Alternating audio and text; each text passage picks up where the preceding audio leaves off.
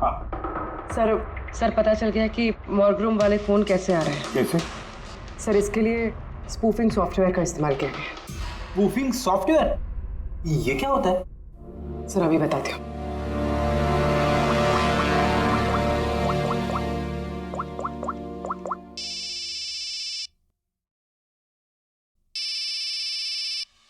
अरे यार, मेरी वाइफ को भी अभी फोन करना था। हाँ? सर, मैं बिजली का बिल भरना फिर से भूल गया हूँ। शायद बिजली कट गई होगी। डांटने के लिए मुझे फोन किया होगा। फोन उठाऊं क्या? ले लो, जाओ जल्दी बात करो।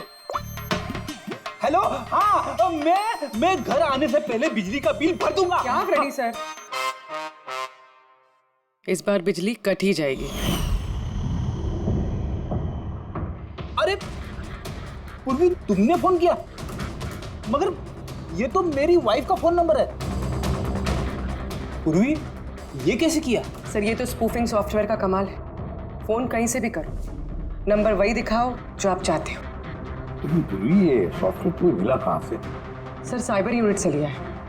सर इसकी मदद से सिर्फ नंबर ही नहीं बल्कि इंसान अपनी लोकेशन भी गलत बता सकता है। अरे बाप रे सर, ये तो बड़ा खतरनाक सॉफ्टवेयर है। हाँ, खूनी ने मॉर्ग का नंबर इसलिए चुना ताकि हमें लगे कि ये सारा चक्कर शार्दुल की आत्मा का है। शार्दुल की आत्मा का। अच्छा बच्चों, आप लोगों को ये बहुत मजा आया। अगली बार फिर मिलेंगे। बाय। संभाल के बच्चे, संभाल के। Bye bye bye bye. जी कहिए, क्या मैं आपकी मदद कर सकता हूँ? जी हाँ, आप लोग मदद नहीं करेंगे तो और कौन करेगा? दरअसल हम ये जानना चाहते हैं कि मदन जी को डराने का प्लान आप में से किसका था? हम लोग कुछ समझे नहीं। अच्छा, तुम लोग भी नहीं समझे? हाँ? नहीं सर। अभी नहीं समझा? मैं निर्दोष हूँ। बहुत हंसी आ रही। हाँ? एक आदमी की जान चली गई, तुम सबको बहुत हंसी आ रही है। जान? किसकी जान? मदन जी की। खून हुआ है उनका सीआईडी से हम लोग। सीआईडी? जी हाँ, सीआईडी। और हमारे शक के दायरे में हो तुम सब।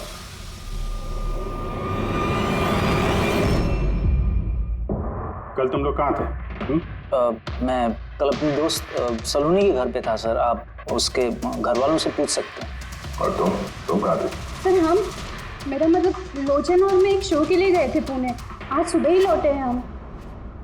पुणे? कैसे गए थे पुणे? रेडियो कैब से। आई हैव द इंफॉर्मेशन, आप चेक कर सकते हैं। ये लीजिए।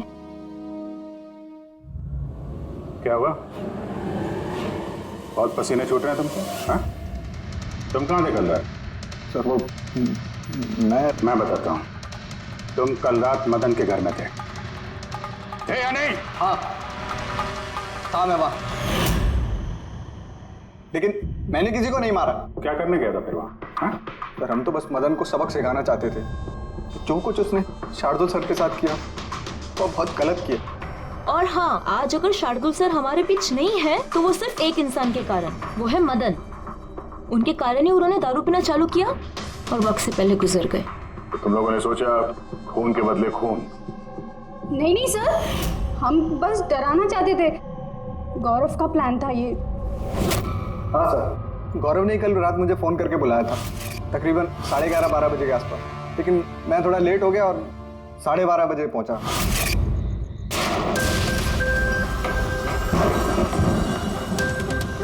आज तो वैसे ही बहुत लेट हो गया, मार ही डालेगा गौरव मुझे।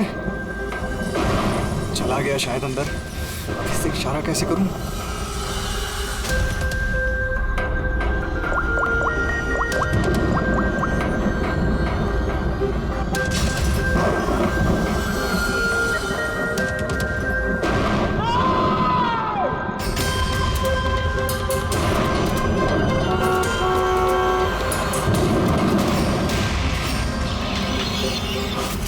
गड़बड़ तो हुई ना?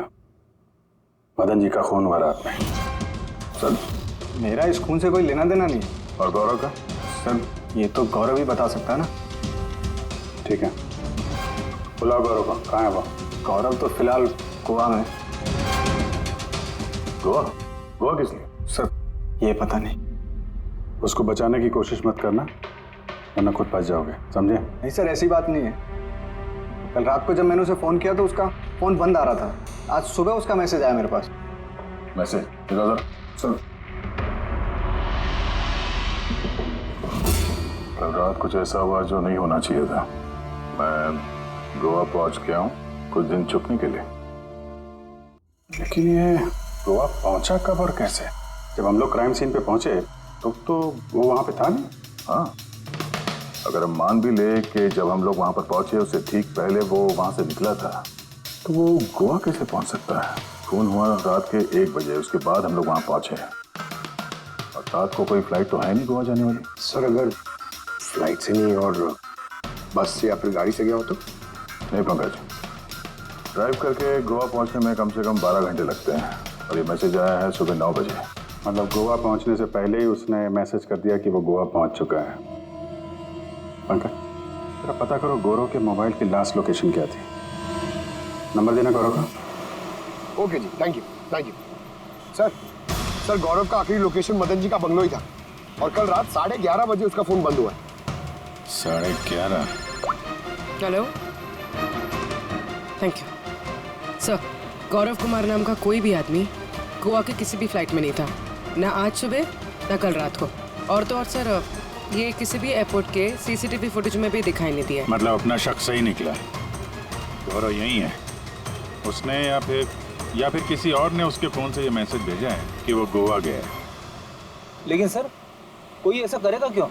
वो तो अभी पता नहीं है फ्रेडी, लेकिन एक बात समझ में नहीं आ रही। गौरव जी को मदन जी को मारना था तो वो कभी भी मार सकता था, ये डराने का ड्रामा क्यों? ये चारों लोग मिलकर ये जो कठपुतली का गेम खेल रहे थे, और तो और जब उसने मदन जी को मारा तो इसके बारे में अपने दोस्तों को बताया भी नहीं। यहाँ पे कुछ पेच है। इसका एक ही मतलब है बॉस, या तो गौरव को हड़बड़ी में मदन जी को मारना पड़ा जब वो पकड़ा गया, या फिर खूनी गौरव नहीं कोई और ही है। सर अगर खूनी कोई और है तो फिर ये गौरव कहाँ है? हो सकता है खूनी ने गौरव को मार के उसे गायब कर दिया और हमारे सामने ऐसे सबूत डाल दिए जिससे हमें ये लगे कि वो हमसे छुप रहा है, गोवा में है। ये लॉक टूटा हुआ है। इसी खिड़की से गौरव और उसके साथी अंदर आते थे मदन जी को डराने के लिए। अगर ये गौरव कल रात यहाँ पे आया था और उसके बाद से गायब है तो हो सकता है उसके साथ जो कुछ भी हुआ यही हुआ। अगर यहाँ उसके साथ कुछ हुआ है तो कुछ ना कुछ ट्रेसेस तो मिलने चाहिए। ल्यूमिनेंट टेस्ट करके देखते हैं। पूर्वी सर,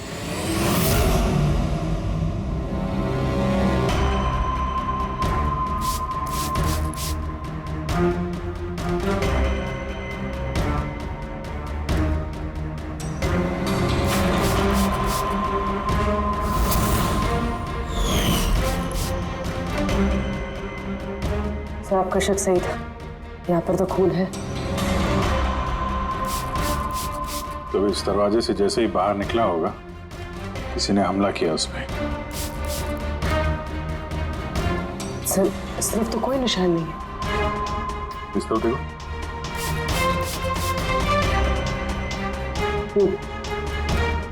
आगे देखो।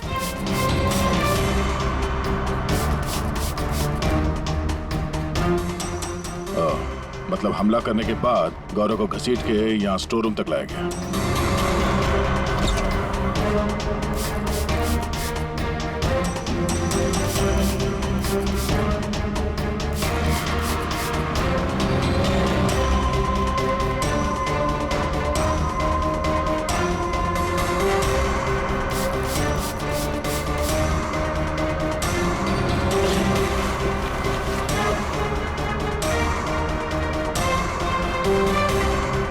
सर खून की बूंदें तो यहाँ तक है, मतलब गौरव को यहीं पर। और हम लोग यहाँ पर आए और हमें पता भी नहीं चला। और अब यहाँ से गायब। लगता है अब बॉडी को ठिकाने लगा रहे होंगे इस घर के लोग।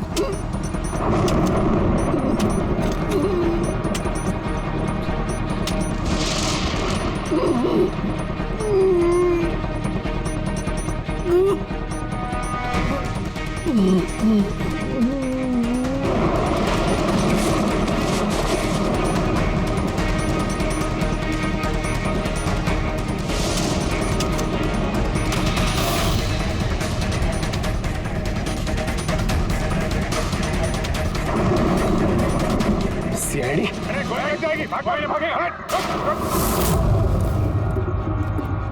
चलो पीछे।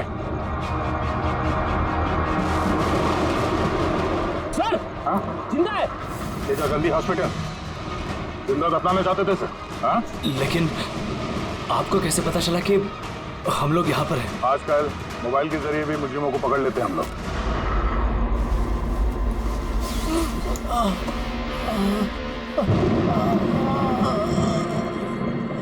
चल कमान, लेके जाओ जल्दी। आजा।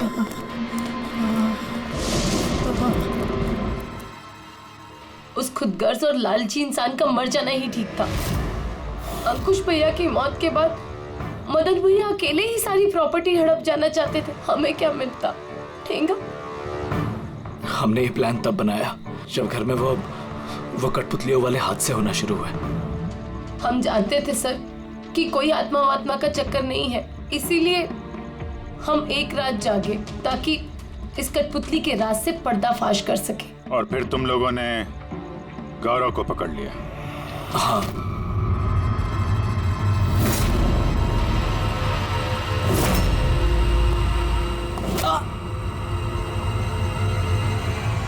गौरव से सारा सच उगलवाने के बाद हमने सोचा कि उनके इस कठपुतलियों वाले खेल का फायदा उठाकर हम मदन भैया को मार सकते हैं। इसलिए गौरव पर हमला करके उसे बक्से में छुपा दिया और फिर मदन जी का खून करके हमें गुमराह करने की कोशिश की। ये दिखाना चाह के खून पुतले ने किया है। हाँ? हमें मालूम था कि सीआईडी कभी भी आत्मा की कहानी और कठपुतलियों के खेल पर विश्वास नहीं करेगी और आपका सीधा शक जाएगा शार्दुल के स्टूडेंट्स पर, खास करके गौरव पे। और हमें गुमराह करने के लिए तुमने वो गोवा वाला मैसेज भेज दिया। हाँ, हमने सोचा कि आप पूरी जिंदगी भर गौरव को यहाँ वहाँ ढूंढते रहेंगे और हम उसे मारकर यहाँ दफना देंगे। पैसों के चक्कर में तुमने अपने भाई की जान ले ली। क्या करोगे इन पैसों का? अब ये पैसे ना तो तुम्हें जेल की सलाखों के पीछे जाने से बचा सकते हैं और ना शायद फांसी के फंदे से।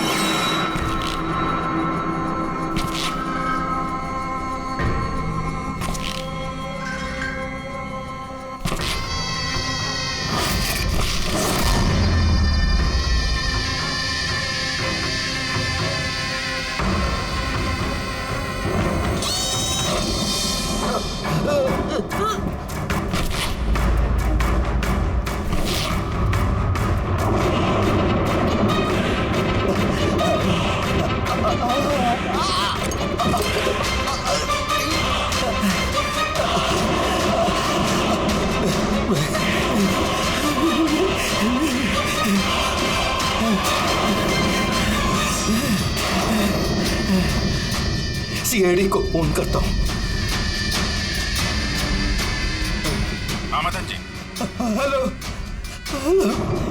मदन जी, हेलो मदन जी, क्या हो गया?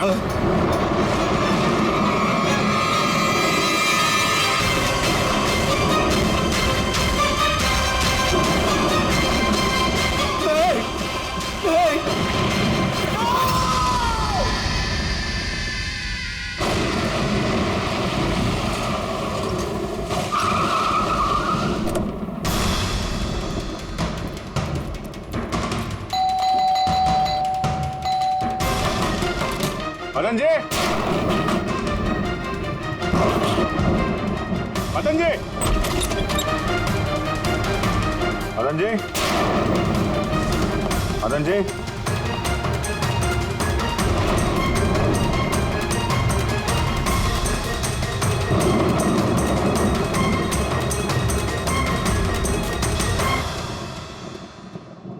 तय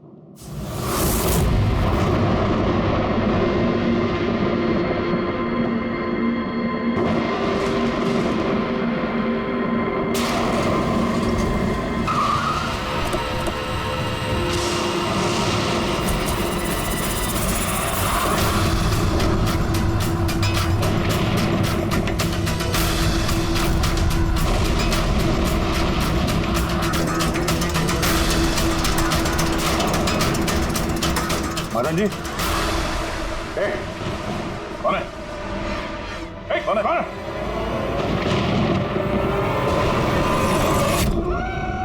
ये क्या?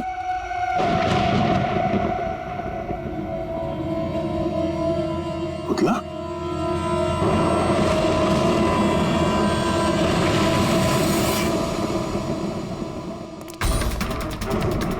अभिजीत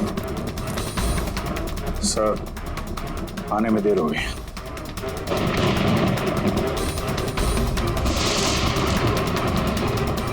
माय गॉड,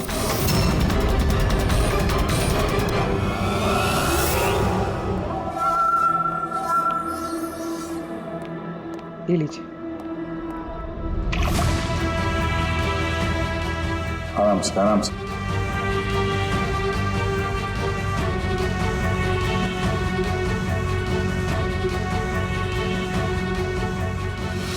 मदन जी, आप ठीक तो है ना?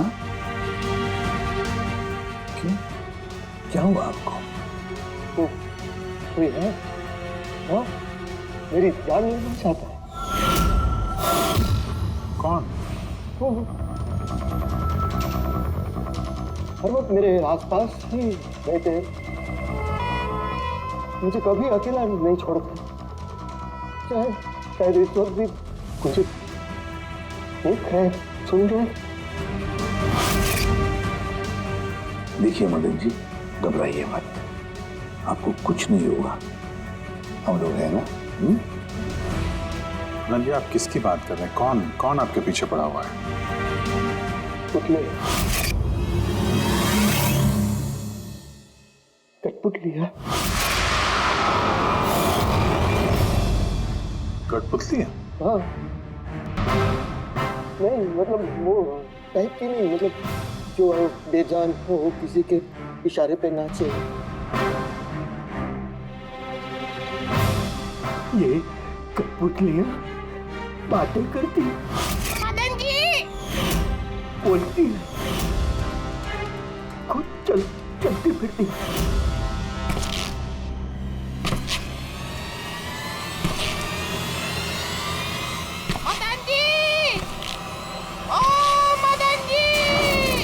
बातें करने वाली कठपुतलियाँ? हाँ, मैं जानता हूँ आपको मेरी बात का यकीन नहीं होगा, लेकिन बात ये किसी को नहीं होगा।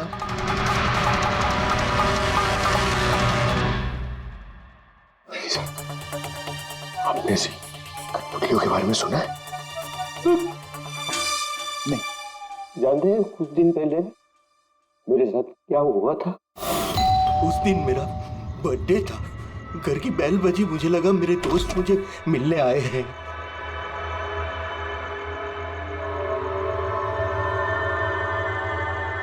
इतनी रात को किसने बेल बजाई होगी? कमाल है। मदन जी,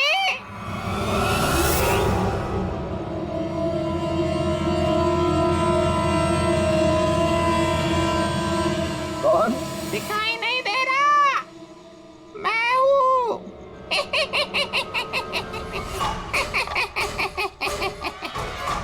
मैं ही हूँ।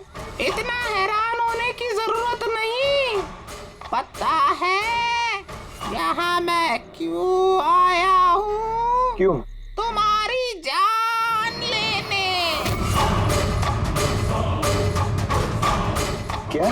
हाँ, तुझे जान से मारने। रवि, कविता, जल्दी यहाँ आओ। क्या हुआ भाई साहब? ये पुतला, ये इसने मुझे कहा कि ये मेरी जान ले लेगा। क्या?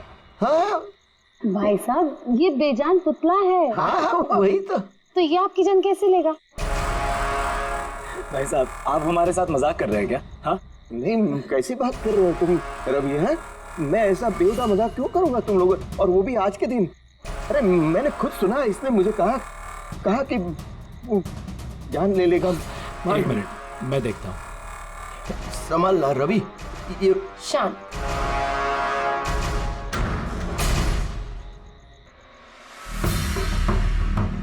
भाई साहब लगता है शायद आपके साथ किसी ने मजाक किया। इस लकड़ी के पुतले के अंदर किसी ने शायद स्पीकर फिट किया होगा। चेक करो कहीं स्पीकर होगा।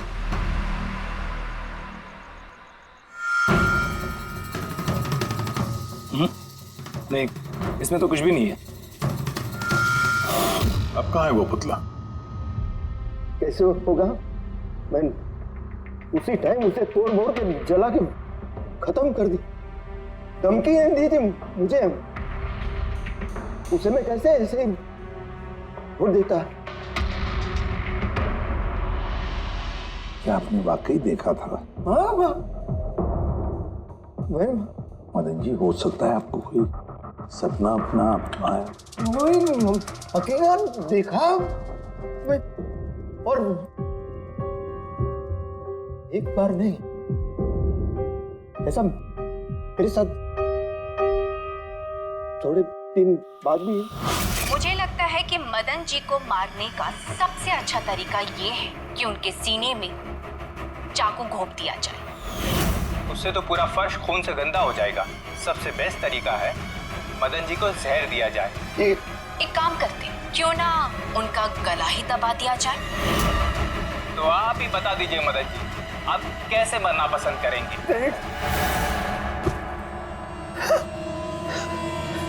मदन जी!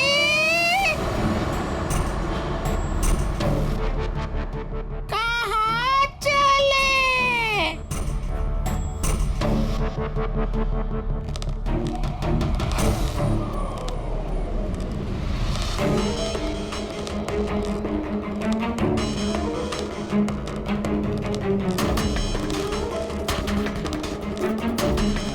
तो बताओ मदन जी,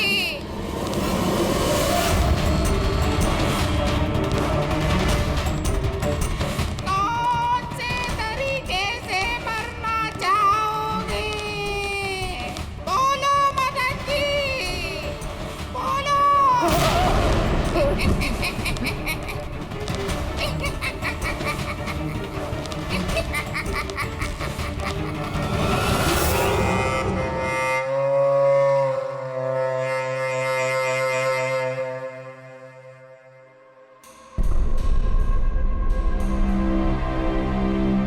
वाकई मदन जी की जान को वाकई खतरा था। सही कह रहे थे, कोई वहम नहीं था। सर मतलब ये मदन जी का खून इस कठपुतली ने किया? क्या बकवास कर रहे हो यार? कठपुतली खून थोड़ी ना कर सकती है। तो फिर खून किसने किया होगा? उसी ने फ्रेडी, उसी ने जो कठपुतली का खेल खेलना जानता है। तो जब हम लोग यहाँ पर आए तब कठपुतली के हाथ में ये चाकू था। सारे सबूत तो इसी की तरफ इशारा कर रहे हैं। खून इसी ने किया है। भैया भैया प्लीज प्लीज, ये भैया को। सर इस पुतले ने खुद नहीं किया। एक मिनट, आप लोग कौन हैं? सर मैं कविता हूँ, इनकी पत्नी, और ये मदन भैया हैं, इनके बड़े भाई, ये रवि हैं। तो आप लोग अब तक क्या कर रहे थे? कहाँ थे आप? सर आज हमारी मैरिज एनिवर्सरी है, इसलिए हम बाहर डिनर के लिए गए थे। हमने मदन भैया को भी कहा था साथ में आने के लिए, लेकिन उन्होंने मना कर दिया। और ये सब आप कह रही थी कि मदन जी का खून इस पुतले ने नहीं किया? हाँ सर, इस पुतले ने खून नहीं किया। आप जानती है खूनी को? मुझे पूरा यकीन है, इनका खून शार्दुल ने किया है। वो इनसे बदला लेना चाहता था। ये शार्दुल है कौन? किस बात का बदला लेना चाहता था? शार्दुल एक पेंटाकोलिस्ट और वॉइस ओवर आर्टिस्ट था। मदन भैया और रवि के बड़े भैया अंकुश भैया के बचपन का दोस्त। अंकुश भैया को शार्दुल से बचपन से ही बहुत लगाव था। जब उन्होंने देखा कि शार्दुल जिंदगी में कितनी ठोकरें खा रहा है तो 5 साल पहले उन्होंने अपना घर शार्दुल को दे दिया ताकि वो वहां से अपना थिएटर ग्रुप चला सके। हालांकि वो लोग कभी अंकुश भैया को किराए के पैसे नहीं दे पाए, मगर अंकुश भैया को इस बात से कभी कोई तकलीफ नहीं हुई क्योंकि वो जानते थे कि इस कला में इतने पैसे नहीं हैं। शार्दुल और उनके स्टूडेंट्स अंकुश भैया के घर से ही अपनी पेंटाकोलिस्ट की प्रैक्टिस किया करते थे। कठपुतलियों से बातें करवाने की इस कला का घंटों बैठकर रियाज किया करते थे। तो एक चीज तुम लोग अच्छे से समझ जाओ, वेंट्रिलोक्विज्म की कला आसान नहीं है, लेकिन ये इतना भी मुश्किल नहीं है। इस कला को करने की तकनीक इसके नाम में छिपी है। वेंट्रिलोक्विज्म एक लैटिन शब्द है जिसमें वेंटर का मतलब पेट और लोक्वी मतलब बोलना, और वेंट्रिलोक्विज्म मतलब पेट से बोलना। जैसे हेलो गौरव, कैसे हो तुम? फिर एक दिन अंकुश भैया गुजर गए और सब कुछ बदल गया।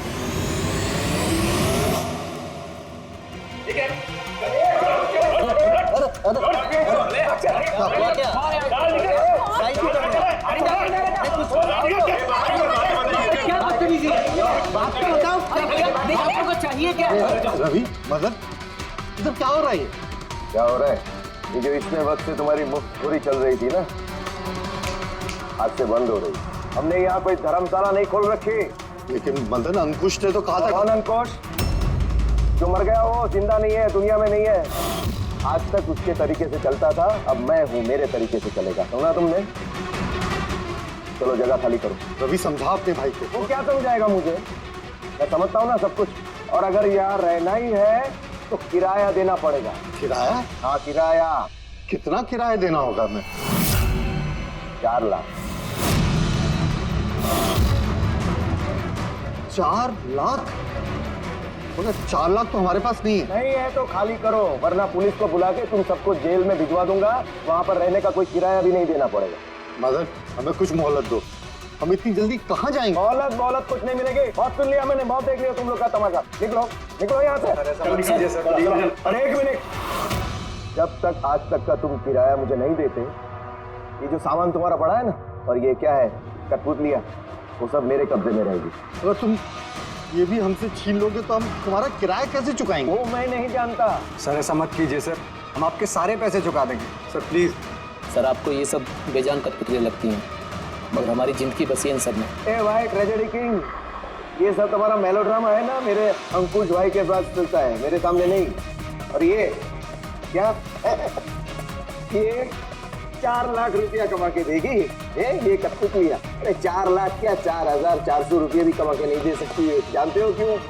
क्योंकि ये कला खत्म हो चुकी है, जीरो।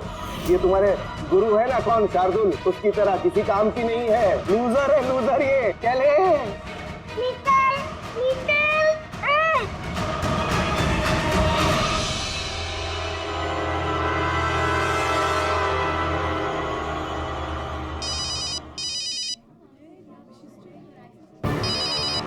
ये वीना। कौन है भैया? और कौन? शार्दुल। बार बार मुझे इस तरह फोन करके धमकियां देता है। मैं देखता हूँ। हेलो, आ रहा हूँ तुझे मारने। अब तेरी जिंदगी कुछ ही दिन की मेहमान है। हेलो भैया, मेरे ख्याल से हमें पुलिस के पास जाना चाहिए। पुलिस डिपार्टमेंट में मैं किसी को जानता हूँ, शायद वो हमारी मदद करे। हाँ भैया, मुझे बिल्कुल भी उम्मीद नहीं थी कि शार्दुल इतना सनकी निकलेगा। हमें पुलिस के पास जाना चाहिए। कोई फायदा नहीं, ये शार्दुल अपने मोबाइल से फोन नहीं कर रहा, कोई लैंडलाइन नंबर से कर रहा। Landline number? मैं पता लगाता हूँ ये नंबर कहाँ का है। क्या? ये क्या बोल रहे हो तुम? हाँ सही बोल रहा हूँ, ये नंबर इस हॉस्पिटल के मॉर्ग रूम का है। शार्दुल मुझे मॉर्ग रूम से धमकी भरे फोन क्यों करेगा? इस नंबर से इन लोगों को धमकी भरा कॉल आ रहा है। कल रात को भी आया, आज सुबह भी, लगातार 3 दिनों से आ रहा है। कौन कर रहा है ये कॉल? सर इस फोन से किसी को भी फोन करने की इजाजत नहीं है। मैं सारा दिन यहीं पे रहता हूँ, इस फोन से किसी ने भी कोई कॉल नहीं किया। तो फिर तुमने किया होगा फोन? साहब मैं क्यों फोन करूंगा, मैं तो आप लोगों को जानता भी नहीं हूँ। हाँ तो हो सकता है तुमने शार्दुल के कहने पे किया हो। क्या नाम दिया आपने? शार्दुल। शार्दुल? ये है शार्दुल, जानते हो इसे? ये आप लोगों को कैसे कॉल कर सकता है? क्यों नहीं कर सकता कॉल?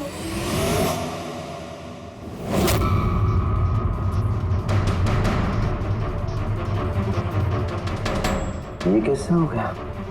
शार्दुल? 3 दिन पहले इनकी मौत हो चुकी है, तो फिर ये फोन कैसे कर सकते हैं? पर इनकी मौत हुई कैसे?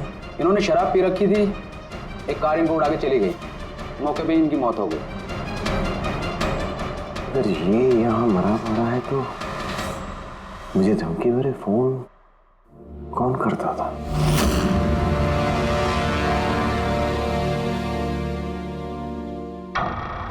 सर, पुलिस रिकॉर्ड के मुताबिक तो ये सारे कॉल्स मौके लैंडलाइन से आए थे।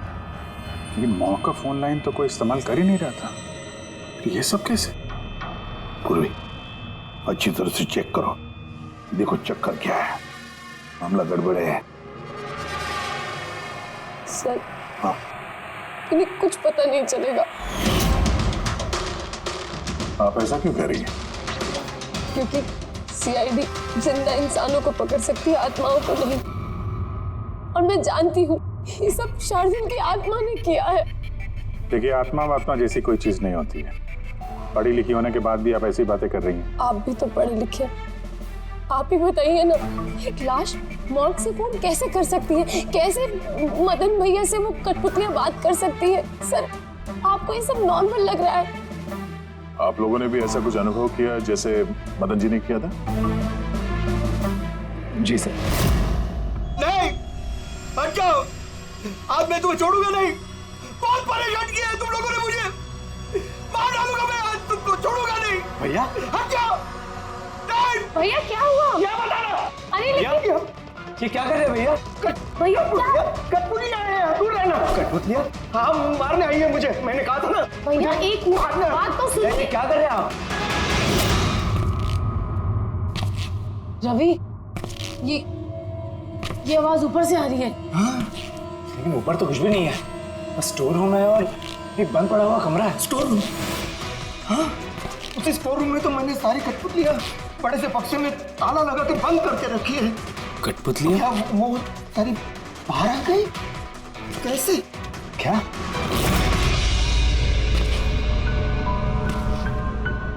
भैया, आप डरिए मत, आइए ऊपर चलिए। रवि, लेकिन चलिए आराम से, संभल के।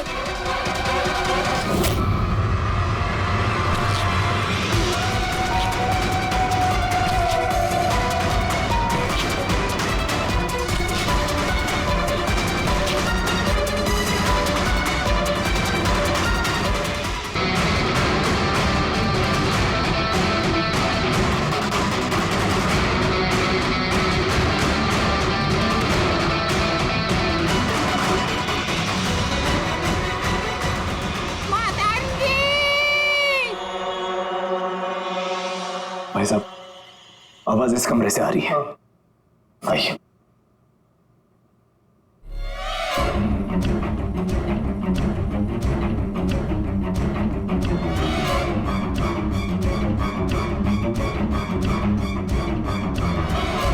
मदन जी,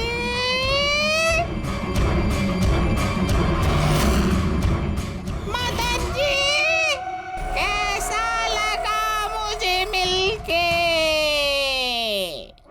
सोचा मारने से पहले मिल तो लूं। मैंने कहा था बातें करते हैं। सर, मदन भाई साहब ने सभी कठपुतलियों को बक्से में बंद करके रखा था, लेकिन पता नहीं ये कठपुतलियां कहाँ से बाहर आ रही हैं। हमें वो बक्सा भी देखना है और वो कमरा भी जहाँ पर लोगों ने वो कठपुतली देखी थी, कहाँ है? सर, दोनों कमरे ऊपर ही है सर। चलिए दिखाइए। आइए सर।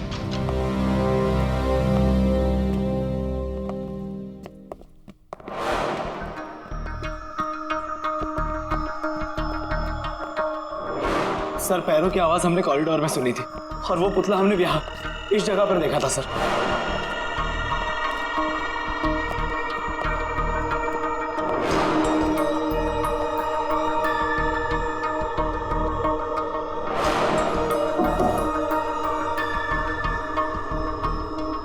ये कमरा एकदम खाली क्यों है? सर मैंने सोचा था कि यहाँ पर ट्रेडमिल और बाइसिकल रखूंगा और थोड़ी एक्सरसाइज करूंगा, पर कभी टाइम ही नहीं मिला।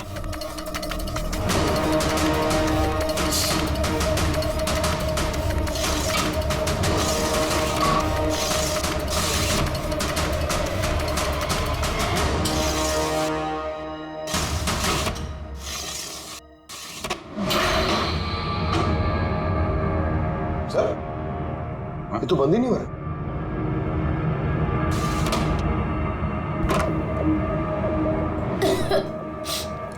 आइए सर। सर यही वो पेटियां जिनमें कठपुतलियां बंद थी। इधर लाइट ऑन करना। जी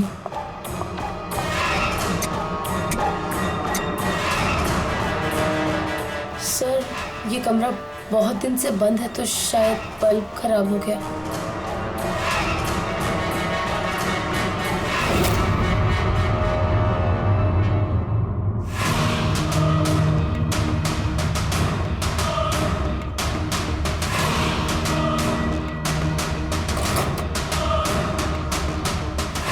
सर सारे पेटियों पे ताला लगा।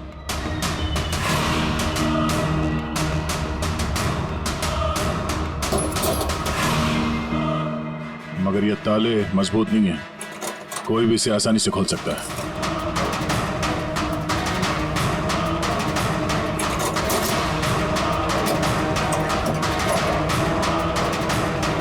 इतने सारे पुतले,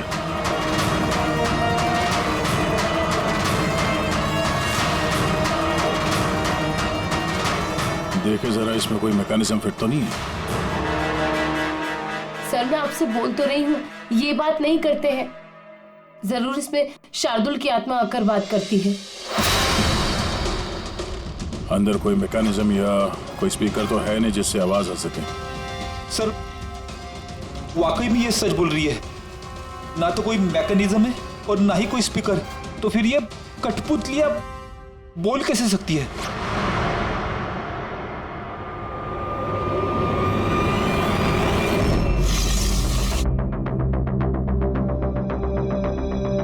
लॉक खराब है?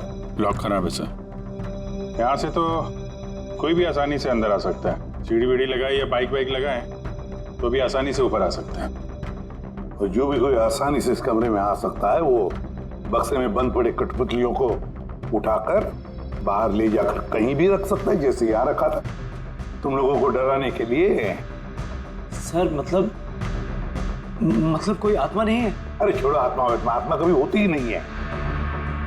ये तो वही हो सकता है जिस घर का चप्पा चप्पा जानता है, चप्पा चप्पा जानता है। और तो और कठपुतलियों के बारे में भी अच्छी मालूमात रखता है। और ये हो सकते हैं शार्दुल के स्टूडेंट्स। शार्दुल के स्टूडेंट्स पता लगाना पड़ेगा ये शार्दुल के स्टूडेंट्स इस वक्त है कहां और कर क्या रहे हैं। मेरा नाम है फ्रीडा। मेरा नाम दीपेश। मेरा नाम है तरल। और मेरा नाम है लोचन।